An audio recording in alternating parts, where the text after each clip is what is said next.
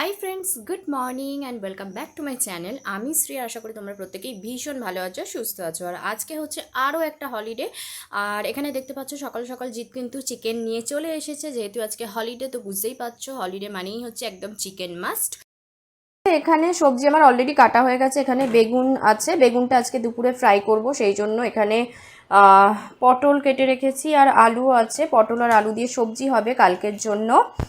আর এখানে দেখতে পাচ্ছ আমটাকে আমি সিদ্ধ করে নিয়েছি, তার কারণ আম দিয়ে আজকে যেহেতু চাটনি বানাবো, তো সেই কারণে আমটা একটু সিদ্ধ করে নিয়েছি।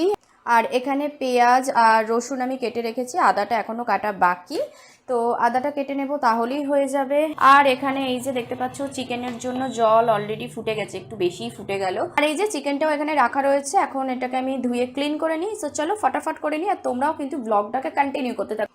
আর বুঝতেই পারছো আজকের ব্লগটা কিন্তু ভীষণই ইন্টারেস্টিং হতে চলেছে, তাই একদমই কিন্তু ব্লগটাকে স্কিপ করো না, পুরোটা এন্ড পর্যন্ত দেখতে থাকো।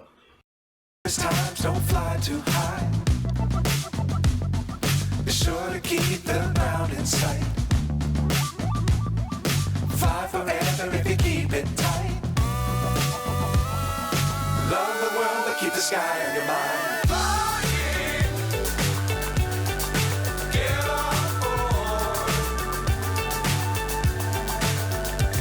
সো এখানে দেখতে পাচ্ছ যে চিকেনটা কিন্তু আমার খুব ভালো করে ক্লিন করা হয়ে গেছে। আর এখানে আদা রসুন আর কাঁচা লঙ্কা দিয়ে আমি পেস্ট বানিয়ে নিয়েছি। আর এখানে নিয়ে নিয়েছি একটু টক দই নিয়েছি, 1 চামচ কাশ্মীরি লঙ্কা দিয়েছি। আর যেটা দেব এটার মধ্যে একটু দিয়ে দিচ্ছি হলুদ, আর দেব নুন। নুনটা বুঝে যেরকম লাগবে চিকেনের কোয়ান্টিটি অনুযায়ী। তো ব্যাস সব কিছু ইনগ্রেডিয়েন্টস আমার এটার মধ্যে নেওয়া হয়ে গেছে। এবার যেটা করব সেটা হচ্ছে খুব ভালো করে এটাকে ফেটিয়ে আমি একটা মানে পেস্ট বলা যেতে পারে, পেস্টের মতো বানিয়ে নেব, বা যেটাই বলে থাকো না কেন সেটাই বানিয়ে নিচ্ছি। আর দেন যেটা করব সেটা হচ্ছে এটা খুব ভালো করে ফেটিয়ে নিচ্ছি। আর এটা খুব ভালো করে ফেটিয়ে নেওয়ার পর এটা চিকেনের সাথে অ্যাড করে দেব, আর তার সাথে এই পেস্টটাও অ্যাড করে দেবো। ব্যাস তাহলে আমার চিকেন ম্যারিনেটটা পুরোপুরিভাবে হয়ে যাবে। দিয়ে এটাকে আমি 1 আওয়ার অর হাফ অ্যান আওয়ারের জন্য আমি এটাকে রেখে দেবো। তো দেখতে পাচ্ছ এখানে কিন্তু খুব ভালো করে আমার পেস্টটা তৈরি হয়ে গেছে। তো চলো এবার এটাকে চিকেনের মধ্যে অ্যাড করে দিচ্ছি। What's up is down, what's left is right. Chasing stars and holding you. I can't see the end, but we'll see it through.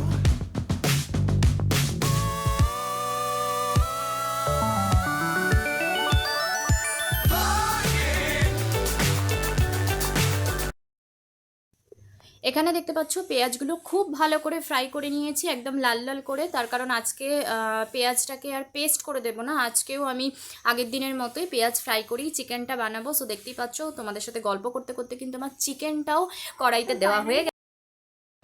তো ফাইনালি সমস্ত কিছু কমপ্লিট হলো, আর আমার স্নান টানও সমস্ত কিছু হয়ে গেছে দেখতেই পাচ্ছ। আর কাল থেকে যেহেতু আবার স্কুল, তো সেই কারণে, আর আজকে যেহেতু সানডে ছিল, তো সেই কারণে শ্যাম্পুও করে নিয়েছি। আর এখন ঘড়িতে বাজে হচ্ছে দুপুর 1:30।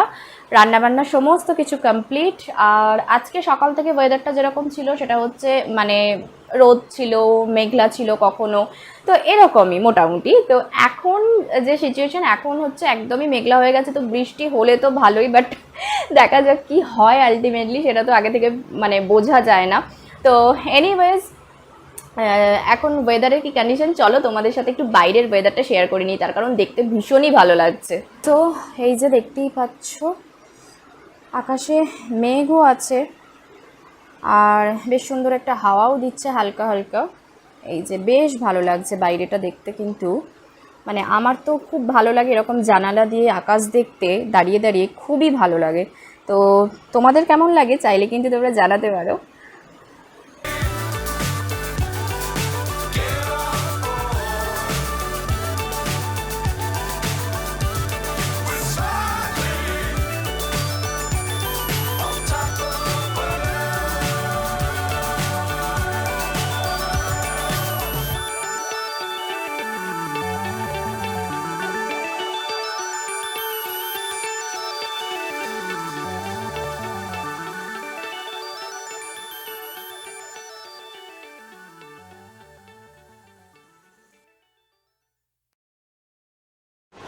গুড ইভিনিং গাইস, এখন সন্ধে হয়ে গেছে আর দুপুরবেলা লাঞ্চ করার পরে শুয়ে একটু রেস্ট করছিলাম আর একটু স্টোরিও শুনছিলাম। অ্যাকচুয়ালি ছুটির দিনে সানডে বলো বা অন্য যে কোনো হলিডেতে দুপুরবেলা লাঞ্চ করার পরে শুয়ে শুয়ে স্টোরি শুনতে আমার তো ভীষণই ভালো লাগে, তো আমি মাঝে মধ্যে এরকম করে থাকি। আর যেহেতু এখন সন্ধে হয়ে গেছে তো আমি ওদিকে চায়ের জলটা অলরেডি বসিয়ে দিয়েছি, তো একটু চা খাবো। আর চুলের অবস্থা দেখতেই পাচ্ছ এরকম, তার কারণ হচ্ছে এই যে ফ্যানের সামনে বসে আছি সেই কারণে। সো এনিওয়েজ, আজকে তো সন্ধ্যাবেলা আর সেভাবে কোনো কিছু করার নেই, যেহেতু দুপুরবেলা সমস্ত কিছু কমপ্লিট হয়ে গেছে। তো এখন জাস্ট একটু বই খাতা নিয়ে বসেছি।